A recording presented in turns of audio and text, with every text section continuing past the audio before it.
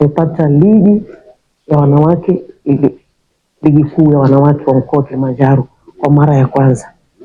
Kwa kweli ni jambo la kujivunia sana.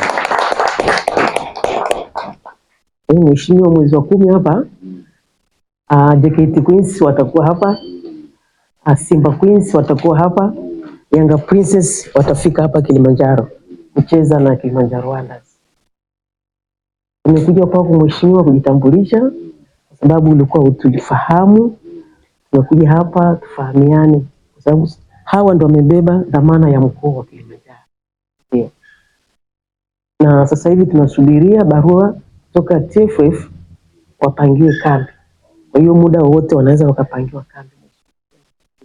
Hatujapata viwanja ambavyo tutavitumia. Tuko kwenye taratibu za kutafuta viwanja kuendana na uongozi watakavyotupa maelekezo. Kilimanjaro kidogo tuna changamoto ya viwanja. Hata mkuu unalielewa hilo.